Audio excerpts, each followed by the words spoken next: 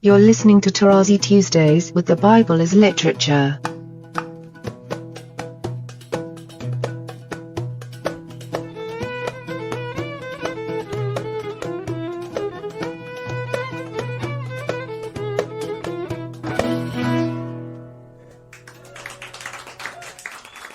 Hi, this is Father Mark Boulos, and you are listening to Tarazi Tuesdays with the Bible as Literature podcast.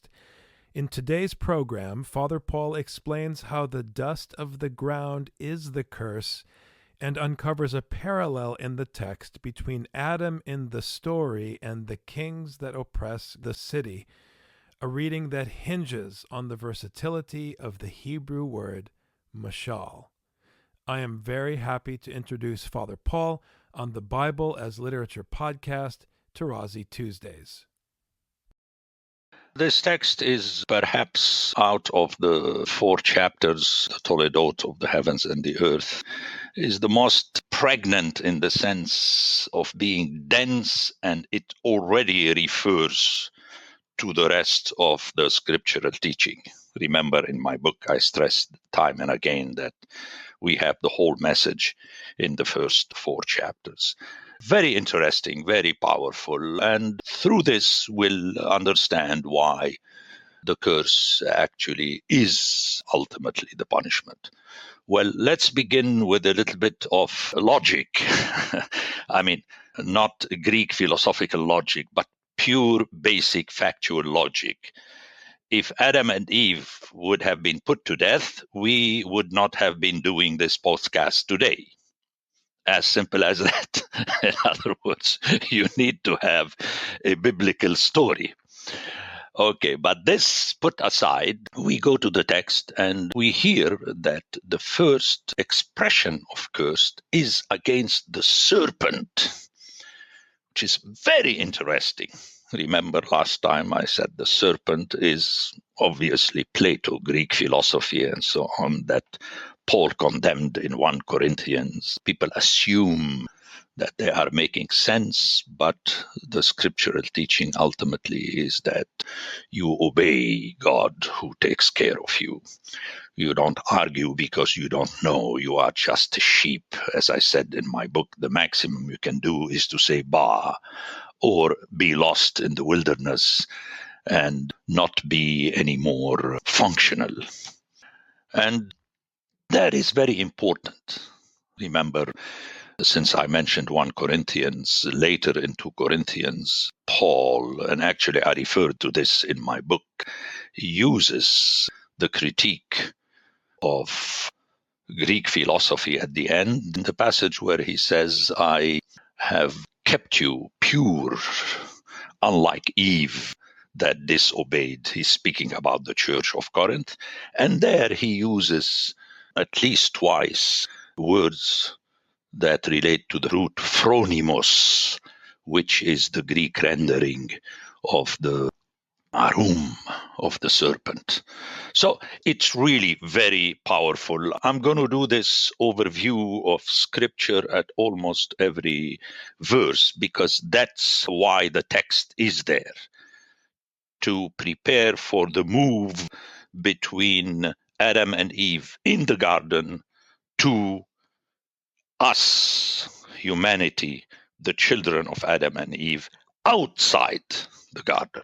Remember, in chapter 4, we hear that the man knew his wife. This was at the beginning of 4, outside the garden. So not only the birth of Cain, but his conception was done outside the garden. So in the garden, we have just the serpent, the man, and Eve. But let's go back. So the curse, which becomes a central issue in Leviticus and Deuteronomy and the rest of the Bible. Why? Because the curse is the opposite of the blessing. Okay, remember in Genesis 1, God blessed his creation. And now suddenly we hear about the total opposite, the curse. So if one is attuned to that, one understands that curse is the opposite of the blessing that secures life, And thus, curse is an expression of death. You are no more functional in the same way, meaning that you have to suffer, to toil. It's like the famine, the fire during the siege, which is part of the curse. So it's the serpent above all cattle and above all wild animals. Upon your belly you shall go. Obviously, the serpent already went on his belly. It's like the woman already had childbirth. One does not need to imagine that everything was done nicely, that if Eve would have stayed in the garden, she would have been smiling while giving birth. I mean, these are stupidities that were developed, that have nothing to do with the text. But the main thing about the belly on the ground is to prepare dust you shall eat all the days of your life. And dust, we have it for the first time, but in a few verses we shall hear that God will address the man, you are dust, and to dust you shall return. So again, we have to learn to hear these things. I'm jumping because I would like to help my hearers, but the hearers should listen to this text like 20 times in a row, and they will get it. That is the intention, that the dust is the punishment. Remember the difference between Adama and Afar. Adama is the ground, the dust of the ground. The dust are the particles that makes the Adama. It's like when you speak of a building and then the stones part of the building. It's the total dismantling, because the ground is functional, but dust is not functional. So that's the first strike. Then we have a very interesting verse. I will put an enmity between you and the woman.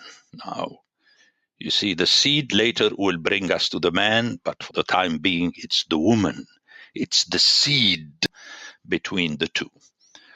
And that is very important if we listen to scripture and not make the patristic Christological jump. You know how the fathers, you have to find Christ at every comma and period and semicolon and half a verse and so on. I mean, that's ridiculous. Let me mention it. We'll discuss it when we get there. At the end of chapter 4, which is still part of the Toledot of the heavens and the earth, we shall hear that instead of Abel, the woman produces another seed.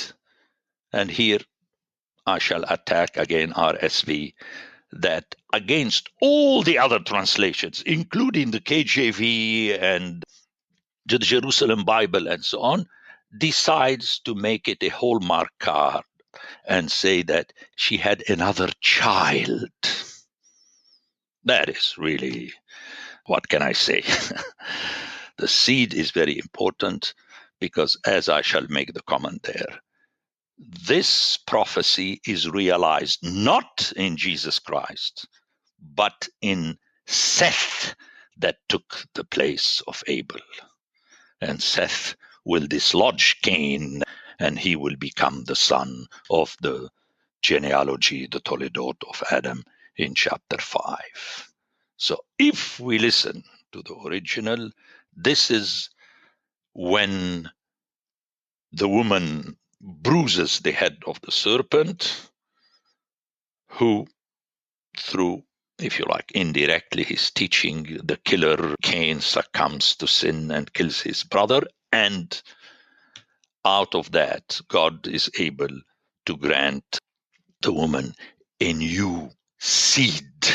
Very important. Seed is the alpha, the beginning of a new situation. Okay. So very important.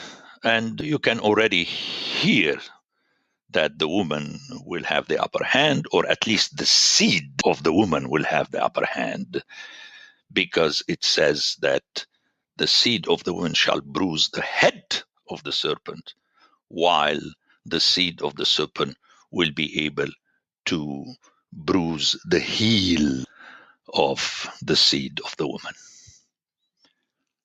And then we have in 16, what I already mentioned earlier, that, if you like, it's the outcome of the option of Adam, who was unhappy with the other animals that were made out of the ground.